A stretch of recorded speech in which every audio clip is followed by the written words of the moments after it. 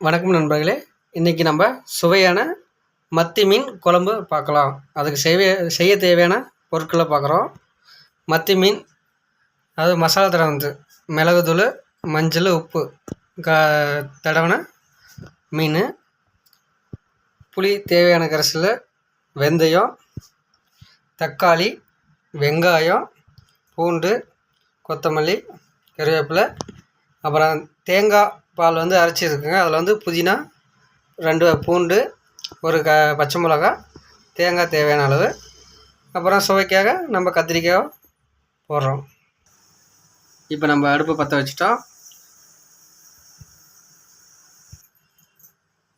இப்போ தேவையான அளவு எண்ணெய் சேர்த்துக்கிறோம். எண்ணெய் காஞ்ச முன்னாடி தேவையான அளவு வெந்தயம், அது நல்லா பொரிஞ்சு வரட்டும். இப்போ பூண்டு சேர்த்துக்கணும். அடுத்து கொத்தமல்லி, கறிவேப்பிலை. இப்போ சின்ன வெங்காயம், நம்ம குழம்பு சுவைக்கு வந்து சின்ன வெங்காயம் சேர்த்துக்கினா ரொம்ப அருமையாக இருக்கும். இப்போ வெங்காயம் வதங்கினபடி தக்காளி நம்ம சேர்த்துக்கிறோம். சிறிதளவு மஞ்சத்தூள்,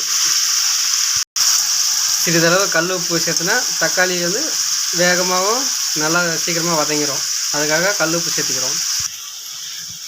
இப்போ நம்ம கத்திரிக்காவை சேர்த்துக்கிறோம். தக்காளி நல்லா வதங்கிடுச்சு, கத்திரிக்காவை சேர்த்துக்கிறோம். இப்போ சக்தி மசாலா மீன் குழம்பு வந்து மீன் மிளகாத்தூளை சேர்த்துக்கிறோம். இப்போ புளி கரைசலை சேர்த்திக்கிறோம். இப்போ தேங்காய் பால் சேர்த்துக்கிறோம். இப்போ நம்ம மத்தி மீனை சேர்த்துக்கிறோம் குழம்புல. கடைசியில் நம்ம கொத்தமல்லி தழையை போட்டு அடுப்பை நிறுத்திடுவோம்.